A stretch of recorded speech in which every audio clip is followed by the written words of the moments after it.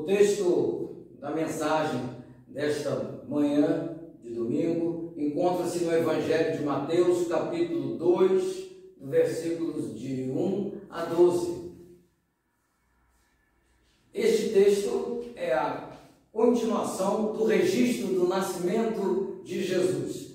Naquela noite, aquela noite santa, em que a luz de Deus veio à terra. Olha, na verdade, todos nós sabemos, Jesus não nasceu no dia 25 de dezembro. Isso é uma data simbólica. Você pode pesquisar depois, aí mesmo no seu celular, o significado de dois termos. Um deles é o solstício de inverno, isso mesmo, solstício de inverno, e o outro é equinócio, dois elementos da natureza. Você pesquisa para saber que existe uma época do ano em que as noites ficam mais longas e que o nascer do sol é esperado com mais ansiedade. E os missionários cristãos aproveitaram desse elemento, desse fenômeno da natureza para evangelizar e a anunciar quem é a verdadeira luz que vem ao mundo. O próprio Senhor Jesus Cristo se disse a luz do mundo. O Evangelho de João, capítulo 8, versículo 12, ele diz: eu sou a luz do mundo, quem me segue não andará em trevas. E uma profecia do profeta Malaquias, lá no seu livro, no capítulo 4, versículo 2, ele, referindo-se a Jesus, o chama de o sol da justiça. Isso mesmo, o sol da justiça que vem trazendo salvação. Então, essa estratégia daqueles missionários influenciou toda a sua época, toda aquela cultura, e influenciou toda a humanidade até os dias de hoje. Jesus nasceu em Belém, mas percebam que o texto nos diz que os visitantes do Oriente foram parar em Jerusalém. Eles erraram o caminho, eles se desviaram do caminho. A estrela os guiava para Belém, lá estava Jesus. Mas quando eles chegaram na região da Judéia, onde havia várias cidades, inclusive Belém e Jerusalém, quando eles chegaram naquela região, eles se dirigiram para a capital, para Jerusalém, onde estava o palácio do rei. E eles não imaginavam que um recém-nascido, descendente da realeza, estaria esperando por eles numa cidade pequena, da periferia da região da Judéia, longe do palácio real. E ao procurarem Jesus na cidade de Jerusalém, eles criaram um reboliço naquela cidade e também deixaram o rei Herodes com uma pulga atrás da orelha. O rei Herodes não gostou nada de saber que aquele povo que ele dominava, que ele oprimia, subordinado ao Império Romano, estava esperando o nascimento de um rei, de um Messias, de um libertador, de um salvador. Então, o rei Herodes não sabia de nada. Os visitantes do Oriente entraram na cidade errada, se perderam no caminho. E agora, como encontrar Jesus? Como? Foram os sacerdotes e os mestres da lei que informaram que na Escritura está escrito aonde nasceria o Messias.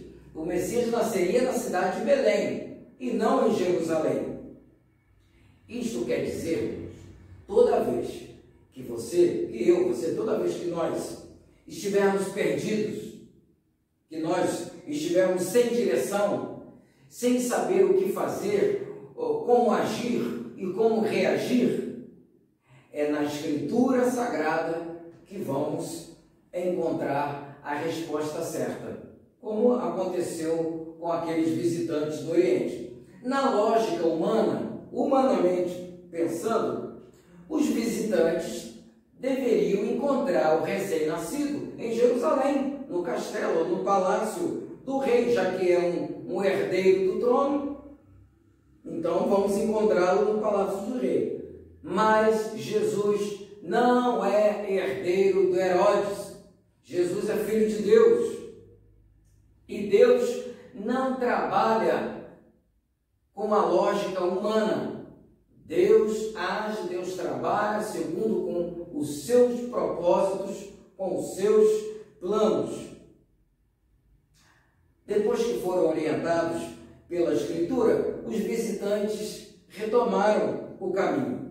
Mas antes o rei Herodes deu-lhes uma recomendação, né? Pediu que eles fossem lá se informar onde está o recém-nascido e depois voltasse para informar ele, que ele também queria ir adorar. Mas não, ele estava dissimulando. Ele queria mesmo tirar a vida do menino. Não queria saber de nenhum rei tomando seu lugar.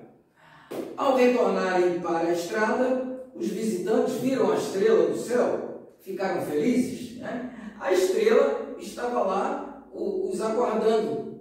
Imagine dois carros, né? Um seguindo o outro e o de trás pegar um desvio, se perder do caminho. O carro que está na frente guiando vai ficar parado esperando até o outro encontrar um retorno para retomar o caminho certo, né? Se aquela estrela pudesse falar, ela falasse, ia chamar a atenção daqueles visitantes, né? Mas como que vocês me abandonam e tomam o caminho errado? Desse episódio, nós também podemos tirar outra lição. A estrela é apenas um sinal. A estrela é apenas um elemento da natureza que Deus usou, mas que depois foi descartado. Depois que eles encontraram Jesus, não se fala mais em estrela. Por quê? Porque é a Escritura Sagrada que permanece. É a Escritura Sagrada que nos aponta o caminho que nos leva até Jesus, que nos leva até a salvação. É a lógica humana que nos atrapalha, que os atrapalhou. Ao invés de ir para Belém, foram para Jerusalém. Mas é a palavra de Deus que nos aponta o caminho. Como disse o salmista, lâmpada para os meus pés é a tua palavra e luz para os meus caminhos. Salmo 119, versículo 105. A estrela parou bem em cima da casa onde estavam José, Maria e o menino. Eles já não estão mais lá na estrebaria, né? da estalagem. Eles estão numa casa e o berço de Jesus já não é mais o coxo, a manjedoura de pôr comida para os animais. E quando os visitantes chegam, eles abriram seus cofres. Eles abriram seus cofres e ofereceram presentes para Jesus. Vamos destacar o significado daqueles presentes. É bom ganhar presente, né? Até Jesus ganhou o seu presente, né? E entre os enfeites de Natal que nós temos, tem os presentes também. E é bom ganhar presente, né? E o clima de Natal, este clima de Natal que nos envolve, também envolve troca de presentes. Por isso que tem aquela brincadeira do amigo secreto ou do amigo oculto. E as pessoas, então, trocam de presente. Olha, Jesus também é nosso amigo secreto, você sabia disso? Ele mesmo se denomina amigo dos seus discípulos, né? Lá em João capítulo 15, versículo 15, Jesus diz, já não vos chamo só de servos, mas também me chamo de amigos. Ele é o nosso amigo. Mas a sua manifestação foi a manifestação de um segredo que estava oculto. Assim mesmo a Bíblia diz. Um mistério que estava oculto. Lá em Colossenses capítulo 1, versículo 26, O mistério que estivera oculto dos séculos e das gerações, agora se manifestou. Deus quis dar a conhecer qual seja a riqueza da sua glória, deste mistério entre os gentios, isto é, Cristo em vós, a esperança da glória. Quando chegou o tempo certo, a hora certa, na plenitude dos tempos, Deus então manifestou, revelou aquilo que estava oculto, que é o Salvador, a salvação, o Jesus. Os 3 presentes oferecidos para Jesus significa os 3 ofícios de Cristo: profeta, sacerdote e rei. Vamos analisar? O primeiro presente que Jesus ganhou foi o ouro. Olha quanto ouro tem aqui. Jesus é rei. E o rei usa coroa de ouro, bracelete de ouro, cetro de ouro, a cadeira de ouro. O ouro significa a sua realeza. Jesus não é simplesmente um rei terreno, um rei qualquer. Ele é o rei dos reis.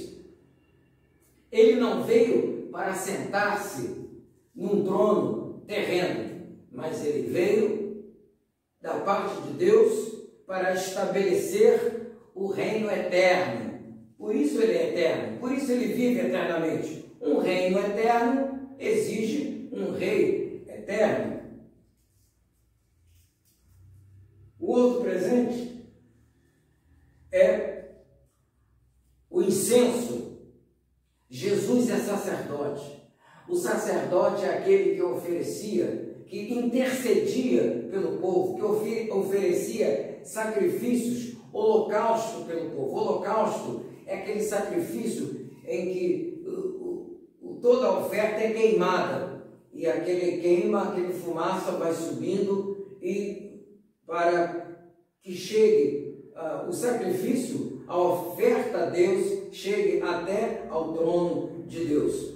O sacerdote, aquele presente, o incenso, significa o ministério sacerdotal de Jesus. Ele é o único mediador entre Deus e os homens. O rei representa Deus diante dos homens. E o sacerdote representa a humanidade, os homens, os pecadores diante de Deus, tá? E o terceiro presente é a mirra, porque Jesus é profeta. A mirra significa que ele vai morrer. A mirra significa a sua morte.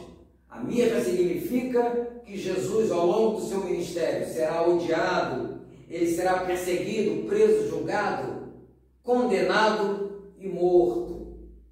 A mirra é uma planta, né? Essa planta ela também é usada com outras plantas para embalsamar os cadáveres, né? Para deixar eles lá bonitinhos, como se fazia também com as múmias do Egito, e para manter os corpos mirrados, secos e inteiros, tá bom? Por isso, então, ouro, incenso e mirra. O ouro para o rei, o incenso para o sacerdote e a mirra para o profeta. A entrega daqueles presentes se deu com um gesto de adoração. Desde o início do texto, nós vemos que a intenção daqueles visitantes era adorar Jesus. Porque não se pode celebrar o Natal sem adoração e louvor. Não se pode celebrar o Natal sem a Escritura Sagrada, que nos aponta para o Salvador. Não se pode celebrar o Natal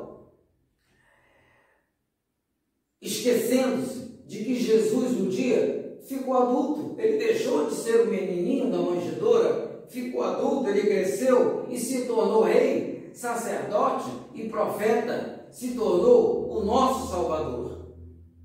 O Natal é de Jesus, o Natal é Jesus, e não devemos perder o foco como aqueles visitantes perderam e se perderam pelo caminho. Não devemos nos perder na nossa lógica humana de achar que o Natal é só festa, é só as decorações, o presépio, comida e presentes. Isso tudo faz parte do cenário, pode fazer parte do cenário, mas o Natal é Jesus. O Natal é de Jesus. Neste Natal, nós estamos enfrentando isolamento, por causa da pandemia, né? Isolamento e distanciamento. Pode parecer que o Natal ficou muito ruim de celebrar. Não, olha, nós não somos melhores do que o José e Maria, não somos melhores do que os pastores e aqueles visitantes que vieram de longe para adorar Jesus. Eles estavam em poucos. Os pastores não estavam isolados lá nos campos, guardando os seus rebanhos. O José e Maria também não estavam isolados na estrebaria, porque não tinha lugar na estalagem para eles se hospedarem. E onde nós estamos isolados? Está largado no campo, ao relento? Tem alguns de nós estamos na estrebaria, no curral, junto com animais, para festejar o Natal? Olha, se estamos isolados, o importante é que estamos com Jesus, porque Natal é Jesus, o Natal é de Jesus, o Natal nos anuncia que nasceu o Salvador. Tenha um bom Natal com Jesus. Amém?